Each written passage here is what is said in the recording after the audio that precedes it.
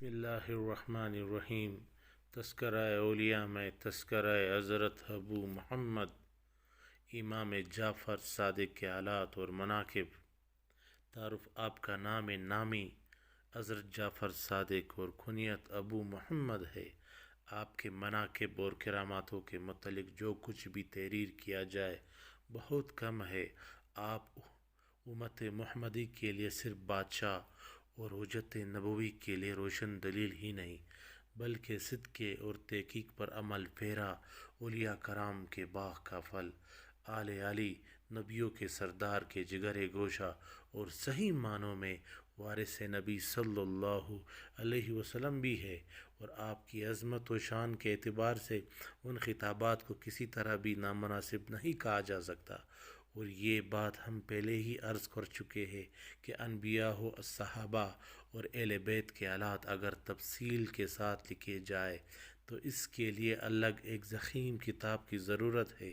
اسی لیے ہم اپنی تصنیف میں حصول برکت کے لیے صرف ان اولیاء کرام کے حالات اور مناقب بیان کر رہے ہیں جو اہل بیت کے بعد ہوئے، اور ان میں سب سے پہلے حضرت امام جعفر صادق کے حالات سے شروع کر رہے ہیں۔ حالات: آپ کا درجہ صحابہ کرام کے بعد ہی آتا ہے، لیکن اہل بیت میں شامل ہونے کی وجہ سے نہ صرف باب طریقت ہی میں آپ سے ارشادات منقول ہیں بلکہ بہت سی روایتیں بھی مروی ہیں، اور انہی کثیر ارشادات میں سے بعض چیزیں بطور سعادت ہم یہاں بیان کر رہے ہیں۔ اور جو لوگ آپ کے طریقہ پر عمل پیرا ہے اور 12 اماموں کے مسلک پر گامزن ہے، کیونکہ آپ کا مسلک 12 اماموں کے طریقت کا قائم مقام ہے، اور اگر تنہا آپ ہی کے حالات و مناقب بیان کر دیے جائے تو 12 اماموں کے مناقب کا ذکر تصور کیا جائے گا۔ آپ نہ صرف مجموعہ کمالات و پیشوائے طریقت کے مشائخ ہیں بلکہ ارباب ذوق و عاشقائے طریقت و زاہدہ عالی مقام کے مقتدا بھی ہیں۔ نیز آپ نے اپنی بہت سی تصانیف میں رازآئے طریقت کو بڑے اچھے پیرائے میں واضح فرمایا ہے، اور حضرت امام باقر کے بھی کثیر مناقب روایت کیے ہیں۔ غلط فہمی کا ازالہ: مصنف فرماتے ہیں، مجھے ان کم فہم لوگوں پر حیرت ہوتی ہے جن کا عقیدہ یہ ہے کہ اہل سنت نعوذ باللہ اہل بیت سے دشمنی رکھتے ہیں، جبکہ صحیح معنوں میں اہل سنت ہی اہل بیت سے محبت رکھنے والوں میں شمار ہوتے ہیں۔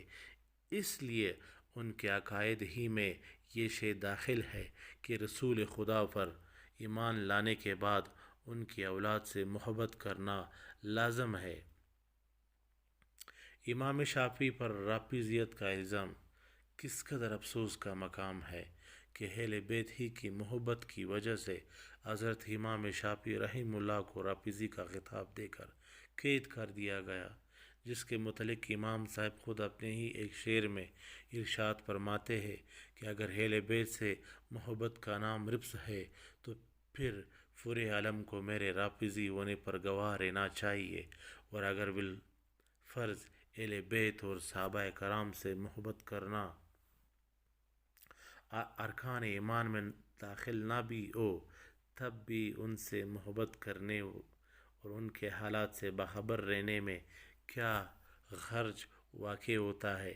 اسی لیے ہر اہل ایمان کے لیے ضروری ہے کہ جس طرح وہ حضور اکرم صلی اللہ علیہ وسلم کے مراتب سے آگاہی حاصل کرتا ہے، اسی طرح خلفائے راشدین اور دیگر صحابہ کرام اور اہل بیت کے مراتب کو بھی مراتب فضل خیال کرے۔ سنی کی تعریف: صحیح معنوں میں اسی کو سنی کہا جاتا ہے جو حضور اکرم صلی اللہ علیہ وسلم سے رشتہ رکھنے والوں میں سے کسی کی فضیلت کا بھی منکر نہ ہو۔ ایک روایت ہے کہ کسی نے حضرت امام ابو حنیفہ رحمہ اللہ سے دریافت کیا کہ نبی کریم صلی اللہ علیہ وسلم کے متعلقین میں سے سب سے زیادہ افضل کون ہے؟ فرمایا کہ بیٹیوں میں حضرت فاطمہ زہرا رضی اللہ عنہا، بوڑھوں میں صدیق اکبر رضی اللہ عنہ، اور حضرت عمر رضی اللہ عنہ، اور جوانوں میں حضرت عثمان نے غنی رضی اللہ عنہ، اور حضرت علی کرم اللہ وجہہ، اور ازواج مطہرات میں حضرت عائشہ صدیقہ رضی اللہ عنہا شامل ہے۔ عظمت اولیاء کا اظہار۔ خلیفہ منصور ایک شب اپنے بیٹوں کو حکم دیا کہ امام جعفر صادق کو میرے روبرو پیش کرو تاکہ میں ان کو قتل کر دوں۔ وزیر نے عرض کیا کہ دنیا کو خیر بات کہہ کر جو شخص عزلت نشین ہو گیا ہو اس کو قتل کرنا قرین مصلحت نہیں، لیکن خلیفہ نے غضبناک ہو کر کہا میرے حکم کی تعمیل تم پر ضروری ہے۔ چنانچہ مجبوراً جب وزیر امام جعفر صادق رحم اللہ کو لینے چلا گیا تو منصور نے غلاموں کو ہدایت کر دی کہ جس وقت میں اپنے سر سے تاج اتاروں تو تم فی الفور امام جعفر صادق کو قتل کر دینا۔ لیکن جب آپ تشریف لائے تو آپ کے عظمت و جلال نے خلیفہ کو اس درجہ متاثر کیا کہ وہ بے قرار ہو کر آپ کے استقبال کے لیے کھڑا ہو گیا، اور نہ صرف آپ کو صدر مقام پر بٹھایا بلکہ خود بھی مؤدبانہ آپ کے سامنے بیٹھ کر آپ کی حاجات اور ضروریات کے متعلق دریافت کرنے لگا۔ آپ نے فرمایا کہ میری سب سے اہم حاجت اور ضرورت یہ ہے کہ آئندہ پھر کبھی مجھے دربار میں طلب نہ کیا جائے تاکہ میری عبادت اور ریاضت میں خلل واقع نہ ہو۔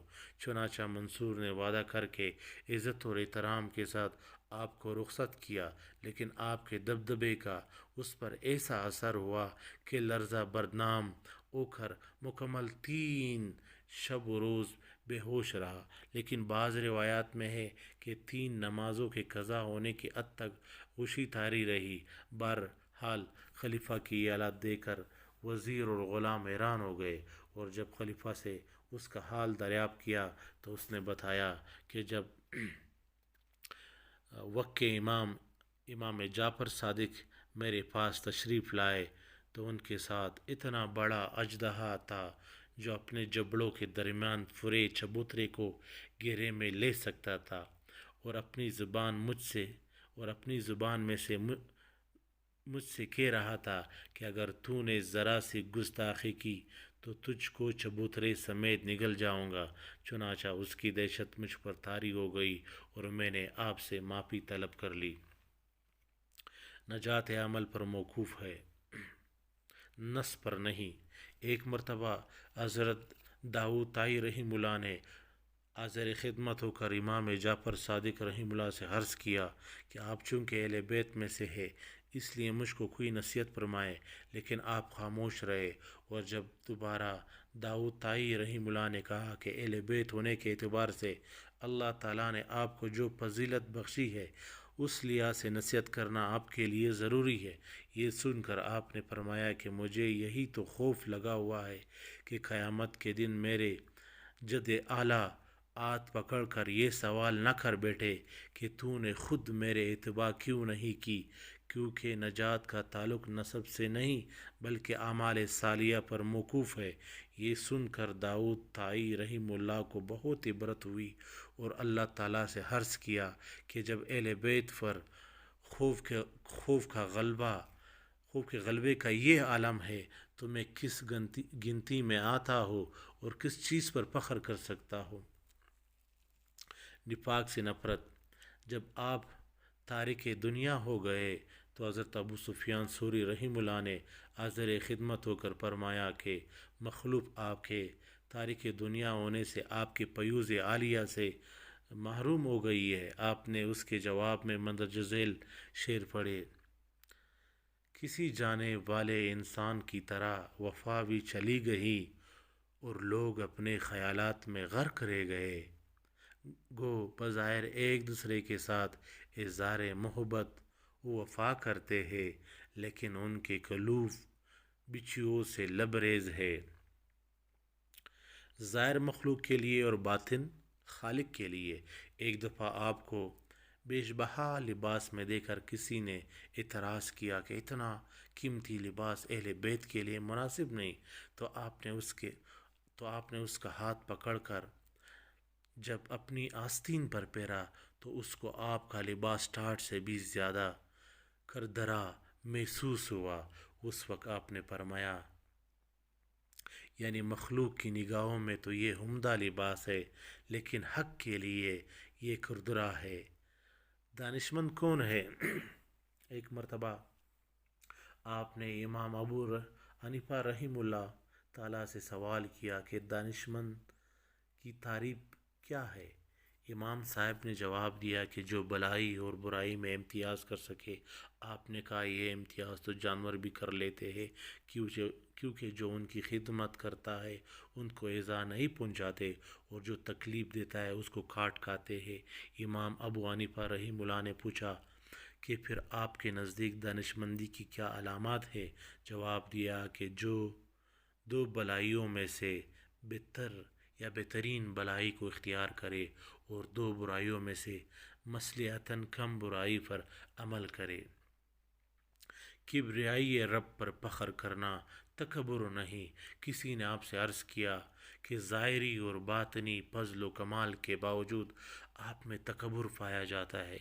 آپ نے فرمایا متکبر تو نہیں ہوں، البتہ جب میں نے کبر کو ترک کر دیا تو میرے رب کی کبریائی نے مجھے گھیر لیا، اس لیے میں اپنے کبر پر نازاں نہیں ہوں، بلکہ میں تو رب کی کبریائی پر فخر کرتا ہوں۔ سبق آموز واقعہ: کسی شخص کی دینار کی تیلی گم ہو گئی تو اس نے آپ پر الزام لگاتے ہوئے کہا کہ میری تیلی آپ ہی نے چرائی ہے، معاذ اللہ من ذالک۔ حضرت جعفر صادق رحمہ اللہ نے اس سے سوال کیا کہ اس میں کتنی رقم تھی؟ اس نے کہا 2000 دینار۔ چنانچہ گھر لے جا کر آپ نے اس کو 2000 دینار دے دیے، اور بعد میں جب اس کی کھوئی ہوئی تیلی کسی دوسری جگہ سے مل گئی تو اس نے پورا واقعہ بیان کر کے معافی چاہتے ہوئے آپ سے رقم واپس لینے کی درخواست کی، لیکن آپ نے فرمایا ہم کسی کو دے کر واپس نہیں لیتے۔ پھر جب لوگوں سے اس کو آپ کا اس میں گرامی معلوم ہوا تو اس نے بے حد ندامت کا اظہار کیا۔ اکھے رفاقت: ایک مرتبہ آپ تنہا اللہ جل شانہ کا ورد کرتے ہوئے کہیں جا رہے تھے کہ راستے میں ایک اور شخص بھی اللہ جل شانہ کا ورد کرتا ہوا آپ کا ساتھ ہوا۔ اس وقت آپ کی زبان سے نکلا کہ ہے اللہ، اس وقت میرے پاس کوئی بہتر لباس نہیں۔ چنانچہ یہ کہتے ہی غیب سے ایک بہت قیمتی لباس نمودار ہوا اور آپ نے زیب تن کر لیا، لیکن اس وقت جو شخص آپ کے ساتھ تھا انہوں نے عرض کیا کہ میں بھی تو اللہ جل شانہ کا ورد کرنے میں آپ کا شریک ہوں، لہٰذا آپ اپنا پرانا لباس مجھے عنایت فرما دے۔ آپ نے لباس اتار کر اس کے حوالے کر دیا۔ طریقہ ہدایت: کسی نے آپ سے عرض کیا کہ مجھ کو اللہ تعالیٰ کا دیدار کرا دیجئے۔ آپ نے فرمایا کیا تجھ کو معلوم نہیں کہ حضرت موسیٰ علیہ السلام سے فرمایا گیا تھا کہ لن ترانی، تو مجھے ہرگز نہیں دیکھ سکتا؟ اس نے عرض کیا یہ تو مجھے بھی علم ہے، لیکن یہ تو امت محمدی ہے جس میں ایک تو یہ کہتا ہے کہ رانی قلبی میرے قلب نے اپنے پروردگار کو دیکھا، اور دوسرا یہ کہتا ہے کہ لم عبد ربا لم ارا، یعنی میں ایسے رب کی عبادت نہیں کرتا جو مجھ کو نظر نہیں آتا۔ یہ سن کر آپ نے حکم دیا کہ اس شخص کے ہاتھ پاؤں باندھ کر دریائے دجلہ میں ڈال دو۔ چنانچہ جب اس شخص کو پانی میں ڈال دیا گیا اور پانی نے اس کو اوپر پھینکا، اس نے حضرت سے بہت فریاد کی، لیکن آپ نے پانی کو حکم دیا کہ اس کو خوب اچھی طرح اوپر نیچے غوطے دے، اور جب کئی مرتبہ پانی نے غوطے دیے اور وہ لب مرگ ہو گیا تو اللہ تعالیٰ سے احنت کا طالب ہوا۔ اس وقت حضرت نے اس کو پانی سے باہر نکلوایا اور حواس درست ہونے کے بعد دریافت فرمایا کہ تو نے اللہ کو دیکھ لیا؟ اس نے عرض کیا کہ جب تک میں دوسروں سے احنت کا طلبگار رہا اس وقت تک تو میرے سامنے ایک حجاب سا تھا، لیکن جب اللہ تعالیٰ سے احنت کا طالب ہوا تو میرے قلب میں ایک سوراخ نمودار ہوا اور پھیلی سی بے قراری ختم ہو گئی، جیسا کہ باری تعالیٰ کا قول ہے، کون ہے جو حاجت مند کے پکارنے پر اس کا جواب دے؟ آپ نے فرمایا کہ جب تک تو نے صادق کو آواز دی اس وقت تک تو جھوٹا تھا، اور اب قلبی سوراخ کی حفاظت کرنا۔ ارشادات: فرمایا جو شخص یہ کہتا ہے کہ اللہ تعالیٰ کسی خاص شے پر موجود ہے یا کسی شے سے قائم ہے، وہ کافر ہے۔ فرمایا کہ جس معصیت سے قبل انسان میں خوف پیدا ہو اور اگر توبہ کر لے تو اس کو اللہ تعالیٰ کا قرب حاصل ہوتا ہے، اور جس عبادت کی ابتدا میں معمون رہنا اور آخر میں خود بینی پیدا ہونا شروع ہو تو اس کا نتیجہ بعد الہی کی شکل میں نمودار ہوتا ہے، اور جو شخص عبادت پر فخر کرے اور وہ گناہ گار ہے، اور جو معصیت پر اظہار ندامت کرے وہ فرمان بردار ہے۔ کسی نے آپ سے سوال کیا کہ صبر کرنے والے درویش اور شکر کرنے والے مالدار میں سے آپ کے نزدیک کون افضل ہے؟ آپ نے فرمایا صبر کرنے والے درویش کو اس لیے فضیلت حاصل ہے کہ مالدار کو اما اوقات اپنے مال کا تصور رہتا ہے، اور درویش کو صرف اللہ تعالیٰ کا خیال، جیسا کہ اللہ تعالیٰ کا قول ہے، توبہ کرنے والے ہی عبادت گزار ہے۔ آپ فرماتے ہیں کہ ذکر الہی کی تعریف یہ ہے کہ جس میں مشغول ہونے کے بعد دنیا کی ہر شے کو بھول جائے، کیونکہ اللہ تعالیٰ کی ذات ہر شے کا نعم البدل ہے۔ تفسیر کے سلسلے میں آپ کا قول ہے کہ اللہ تعالیٰ جس کو چاہتا ہے اپنی رحمت سے خاص کر لیتا ہے، یعنی تمام اسباب و وسائل ختم کر دیے جاتے تاکہ یہ بات واضح ہو جائے کہ عطا الہی بلا واسطہ ہے نہ کہ بالواسطہ۔ فرمایا مومن کی تعریف یہ ہے کہ جو اپنے مولا کی اطاعت میں امتن مشغول رہے۔ فرمایا کہ صاحب کرامات وہ ہے جو اپنی ذات کے لیے نفس کو سرکشی سے آمادہ بجنگ رہے، کیونکہ نفس سے جنگ کرنا اللہ تعالیٰ تک رسائی کا سبب ہوتا ہے۔ فرمایا کہ اوصاف مقبولیت میں سے ایک وصف الہام بھی ہے۔ جو لوگ دلائل سے الہام کو بے بنیاد قرار دیتے ہیں وہ بددین ہے۔ فرمایا اللہ تعالیٰ اپنے بندے میں اس سے بھی زیادہ پوشیدہ ہے جتنا کہ رات کی تاریکی میں سیاہ پتھر پر چونٹی رینگتی ہے۔ فرمایا کہ عشق الہی نہ تو اچھا ہے نہ برا۔ فرمایا کہ مجھ پر رموز حقیقت اس وقت منکشف ہوئے جب میں خود دیوانہ ہو گیا۔ فرمایا نیک بختی کی علامت یہ بھی ہے کہ عقل مند دشمن سے واسطہ پڑ جائے۔ فرمایا کہ 5 لوگوں کی صحبت سے اجتناب کرنا، اول جھوٹے سے، کیونکہ اس کی صحبت فریب میں مبتلا کر دیتی ہے، دوم بے وقوف سے، کیونکہ جس قدر تمہاری منفعت چاہے گا اسی قدر نقصان پہنچائے گا، سوم کنجوس ہے، کیونکہ اس کی صحبت سے بہترین وقت رائے گاہ ہو جاتا ہے، چارم بزدل سے، کیونکہ یہ وقت پڑنے پر ساتھ چھوڑ دیتا ہے، پنجم فاسق سے، کیونکہ ایک نوالے کی طمع کنارہ کش ہو کر مصیبت میں مبتلا کر دیتا ہے۔ فرمایا کہ اللہ تعالیٰ نے دنیا ہی میں فردوس اور جہنم کا نمونہ پیش کر دیا ہے، کیونکہ آسائش جنت ہے اور تکلیف جہنم، اور جنت کا صرف وہی حقدار ہے جو اپنے تمام امور اللہ تعالیٰ کے سپرد کر دے، اور دوزخ اس کا مقصد ہے جو اپنے امور نفس سے سرکش کے حوالے کر دے۔ فرمایا کہ اگر دشمنوں کی صحبت سے اولیاء کرام کو ضرر پہنچ سکتا تو پھر ہون سے آسیہ کو پہنچتا، اور اگر اولیاء کی صحبت دشمن کے لیے فائدہ مند ہوتی تو سب سے پہلے حضرت نوح علیہ السلام اور حضرت کی ازواج کو فائدہ پہنچتا، لیکن قبض اور بس کے سوا اور کچھ بھی نہیں ہے۔